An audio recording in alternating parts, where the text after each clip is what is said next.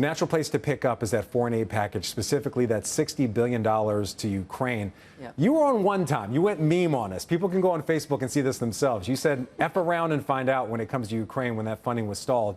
What do you think about now when we see the passage over the weekend? Thanks for reminding me of that. That was completely off the cuff, but I think it's appropriate. And I have to say, Frank, today is a good day. It wasn't looking like the U.S. would pass this aid package. I understand that it's not popular with a lot of House Republicans, but a majority of Americans are supportive, a majority of Congress is supportive. And this isn't just about, helping out good causes. This is about the geostrategic calculus that the U.S. and our allies is operating in. So this is a major breakthrough, and I have a smile on my face. Okay. I want to go to a bigger part of the global economy right now, the oil market, something we've been watching very closely.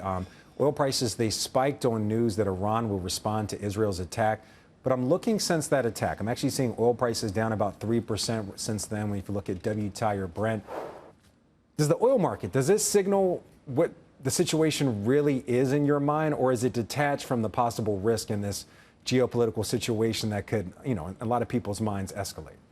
Well, the oil price is probably the most traditional indicator of geopolitical risk in the markets. And it's been extraordinary that we have seen so little in terms of an oil price risk premium reflected since this uptick in geopolitical risk in the Middle East. But that reflects a really important change, and that is the advent of U.S. energy independence. Back in 1974, when we had conflicts in the Middle East, the revolution in Iran happening a little bit after that, that triggered a U.S. recession. But that transmission mechanism is not the same anymore. But that's not to say that geopolitics isn't having an impact on the investment environment. So are you saying the risk isn't priced in?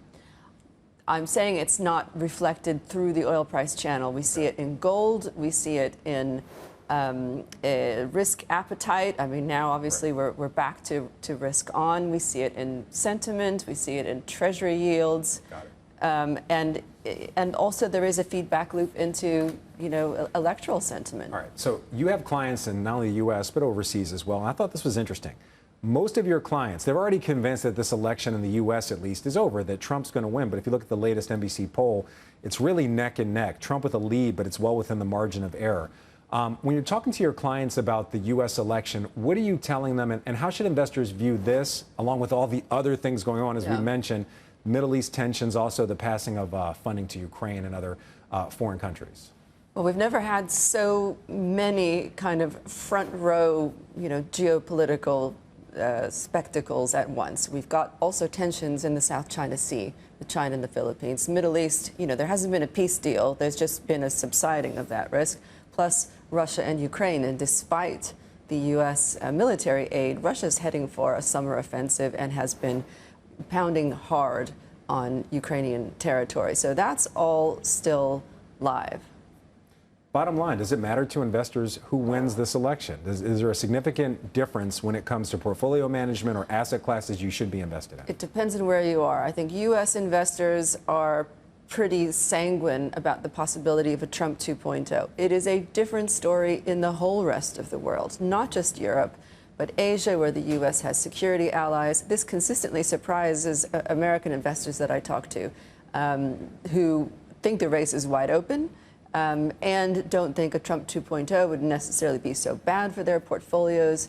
It's the security relationship that really matters to Europe, to the Middle East as well, which still relies on, and not just Israel, and Asia. So there's a lot to play for. You mentioned the statistical tie. This is what I tell clients. We have a typically 3 to 5 percentage point margin of error. It's not about the national polls. Americans don't get focused on this anyway. They're exhausted by politics. Until about September, this has a lot of room to fluctuate. All right, so right now it sounds like you're saying safest bets are safe haven assets like gold. The rest, we have to wait and see. Right there, I thought you were going to say F around and find out again. I really did think. I'm trying to be better behaved. You're always well behaved. By the way, to your point, NBC News says we're seeing the lowest level of interest in the election in 20 years. Yes.